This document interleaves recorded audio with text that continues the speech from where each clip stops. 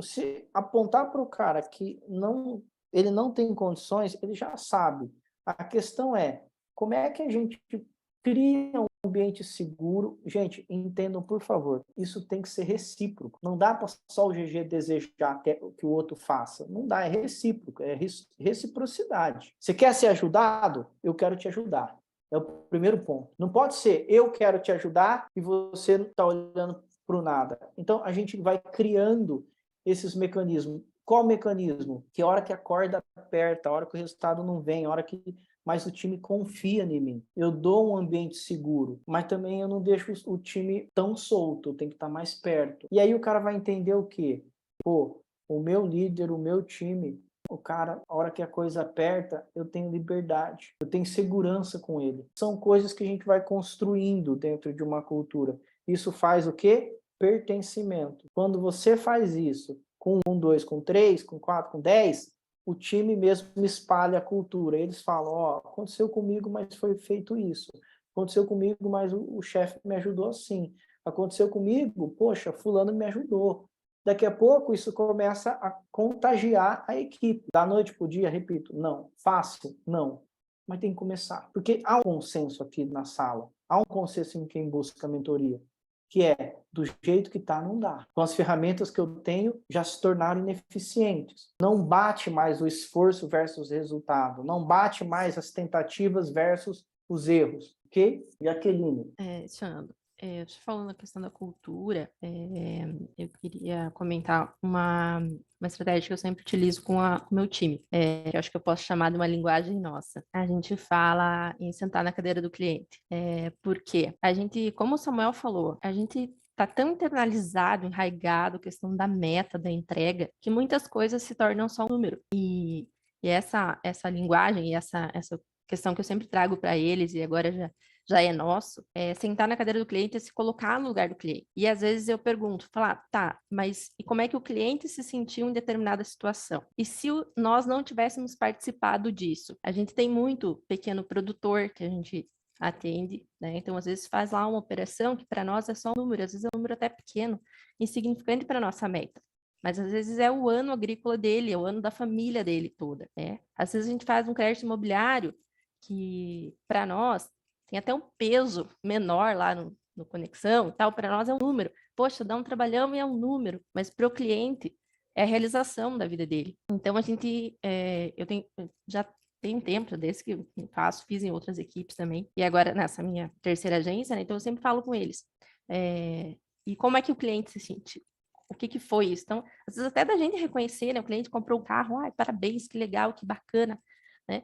Não só trazer isso para número, e com isso dar significado ao nosso trabalho, né? Porque às vezes é puxado, é pesado, e lá no final, até como o Samuel falou, não chega na meta que a gente gostaria, né?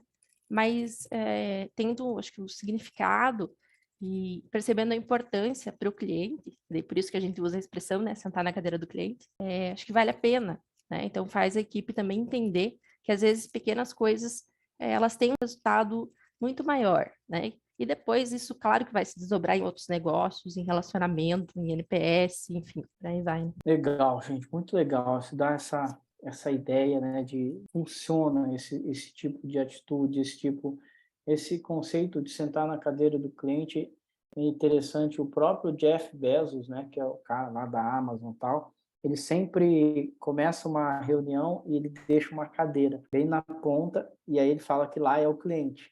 Então, toda reunião dele, o cliente está presente. Então, qualquer coisa que eles falarem ali e as decisões que eles tomarem, eles olham para a cadeira vazia. E aí eles falam, ó, o cliente está aqui. E aí isso é interessante, né? É como você falou, sentar no lugar do cliente, ó, o cliente está aqui. Então isso vai melhorar muito o atendimento, etc, etc. Quero trazer 3 pontos para a gente finalizar, e aí depois vai estar como ferramenta lá, tá, gente? Para a gente implementar essa questão da cultura. Depois eu vou deixar tudo lá para vocês. Quais são os 3 pontos? Eu vou dividir, eu vou colocar aqui para vocês. É assim, ó, a gente vai olhar, e essa ferramenta é uma ferramenta prática para a gente implementar, para dar um start aí nessa criação de cultura aí, do que a gente pode fazer. Todo instante as pessoas dão aquilo que a gente chama de deixas de pertencimento, ou seja, elas dão sinais que elas querem pertencer a algo, que elas querem melhorar algo, elas dão sinais. O que a gente, como gerente, precisa entender é quais são esses sinais.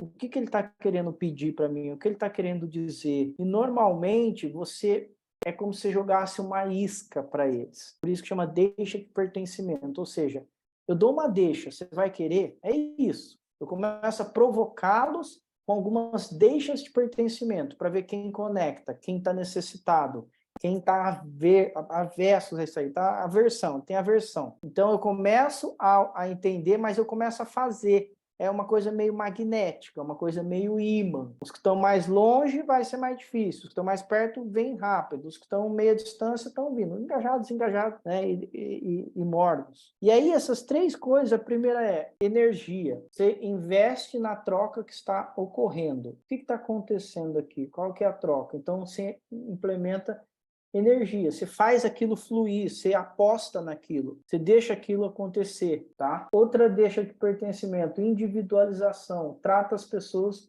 como única e valorizada. Então, por que eu pertenço ao time? Porque o gerente, porque o chefe me trata de forma individualizada, eu sou importante para ele. E quando eu digo isso, gente, é assim, ó, quando você pega realidades maiores, agências maiores ou dias corridos, ou períodos turbulentos. Sempre eu tenho falado isso em relação a essa coisa da individualização. Chamou no individual, cara, você só tem 3, 5 minutos só, mas tenta fazer aqueles 5 minutos, quem está na tua frente se sentir importante. Qual que é o princípio disso? É um bom vocabulário? É abraçar? É beijar? É o quê? Nem pode fazer isso mais. Qual que é o sentido? É simplesmente você estar inteiro diante daquela pessoa. Não fica atendendo telefone naquela hora, não fica mexendo no telefone, não fica fazendo 30 coisas. Xandro, não dá. Tá bom, 3 minutos dá? Sem pegar no celular, sem atender o telefone, sem mexer olho no olho, consegue 3 minutos? Então faz 3 minutos. Xandro, mas em 3 minutos eu não resolvo. Então separa 5. Mas ele precisa se sentir individual ali. Ele precisa se sentir inteiro. Esses pequenos comportamentos fazem a pessoa começar a sentir que ela é alguma coisa para você. Agora, se eu chamei o cara lá para dar um feedback de 10 minutos, eu atendi 3 telefones, não vai. E não é feedback só aqueles que dá caca, aqueles tudo bem. O cara já tá lá morto, é bater em cachorro morto. Mas são coisas importantes. Eu falo, cara, eu te chamei aqui para isso, porque isso é importante para isso, tal, tal, tal, tal, tal, tal. Posso confiar, olha nos olhos, tá tudo certo, vamos combinar. Vou anotar aqui, depois a gente vai medir junto. Ok? Ok. Mas ele se sentiu importante nos 3 minutos, nos 5 minutos que você teve com ele. Então, essa individualização é importantíssima. Ela faz, isso é uma dica do que vocês podem fazer, tentar mostrar que a pessoa é importante simplesmente com essas atitudes e estar por inteiro. E a questão da orientação futura. Sinalizam continuidade do relacionamento. É o que eu acabei de falar um pouco.